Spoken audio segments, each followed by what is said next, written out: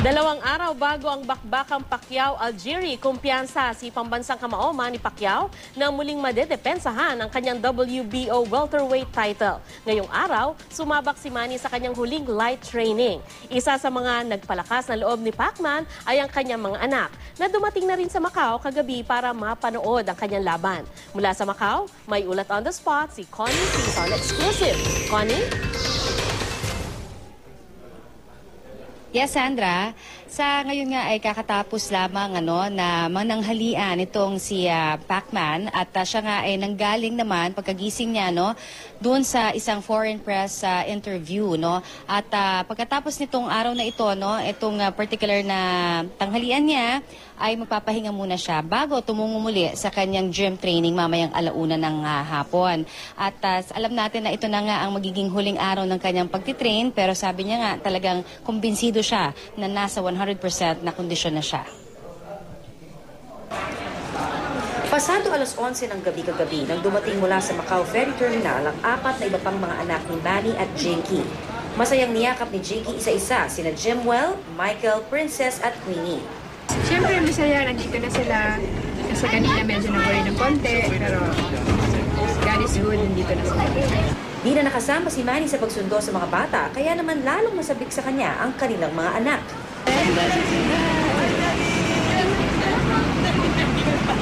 Medyo nag-worry pa nga raw si Jinky dahil naantala ng ilang oras ang flight ng kanyang mga anak kasama ang mga yaya nila mula Pilipinas patungong Hong Kong. Akala ko kasi 6 o'clock, kaso na-delayed ang flight ata sa Manila. Ang flight nila instead na 2 o'clock, naging 3:45. Samantala, kinumpirma na kahapon ng top rank sa mga pastor ni Manny ang pagganda nila ng pambansang awit sa opening ceremonies ng laban sa linggo. Pinuntahan kami ng top rank kanina, pinakanta niya kami sa harapan niya. Tapos nandyan na rin kasama si Mayor Atienza, so sabi niya go. Si Manny full support naman sa mga napiling pastor. Oo, sila na. Ready na nga sila. Praktisado naman sila. Ngayon ang huling araw ng light training ni Manny bago ang weigh-in bukas ng umaga. Nasa 141 pounds ang timbang niya sa ngayon. Dagdag ni Manny, di man niya maabot ang 144 pounds catch weight ay wala naman daw siyang nakikitang problema. Kumpiyansa pa rin siyang maiuuwi muli ang WBO welterweight title niya sa bansa sa darating na linggo.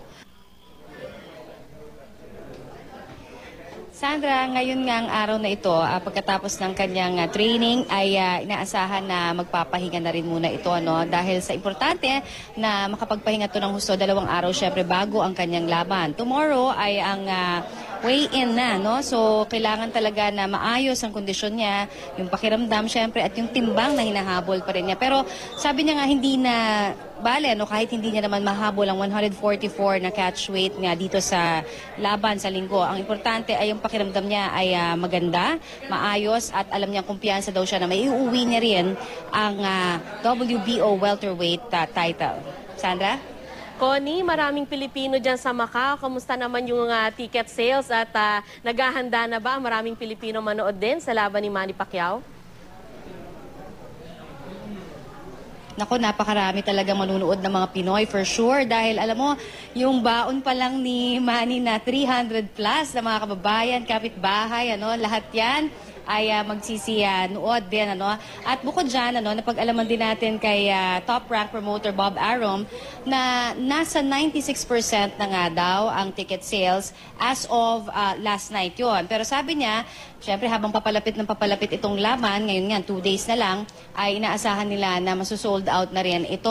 Pero sabi nga niya, hindi naman kailangan mag-alala yung mga Pinoy na pumunta galing pa sa Pilipinas, pupunta dito sa Macau na kung wala na silang maabutan na ticket para manood ng live dahil dito po mismo sa Venetian Hotel may mga restaurants and bars na designated para makapanood pa rin ang ating mga kapuso na gusto pa rin manood ng laban ni Manny sa kanila pong live streaming or meron sila dito parang screen na malaki na ipapanood nila ng live din yung mismong laban na walang interruption syempre ng mga commercial. So ayan ay meron din kasama pag bumili daw sila ng mismong ticket na yun, for the bars and restaurants may kasamang food and drinks na yon. So pwedeng alternatibo rin yan kung maubusan na sila ng ticket para mapanood ng live si Manny.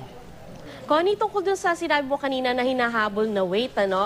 Although syempre alam naman natin magaling ang ating pambansang kamao, pero in the past na monitor ko rin sa mga reports nyo na may epekto rin somehow, no? Pag may hinahabol kang weight, baka maapektuhan yung performance. Ano ba yung sinasabi dyan, Connie, ng mga ekspertong nakakausap mo?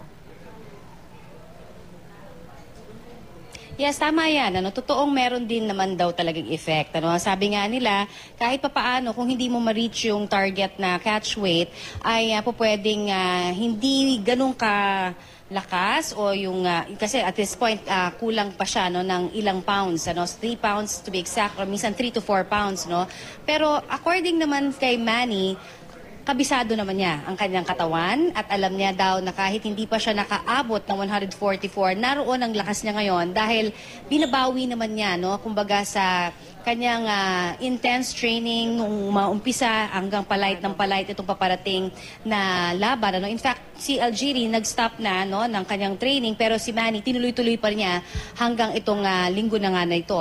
Hanggang ngayong araw na ito, magtitrain pa siya sa gym ng MITS training with kanyang coach Freddie Roach at pagkatapos nun, alam niya na talagang kailangan niya ng mas maraming tulog at pagkain pa rin. So talagang, kumbaga, ginagawa naman niya talaga yung best at nakikita rin natin yan. So, in other words, yung effect na sinasabi, baka hindi naman daw maramdaman katulad nung sa ibang mga boksingero dahil alam at kabisado niya ang timpla ng kanyang katawan. Okay, maraming salamat sa iyo, Connie Sison.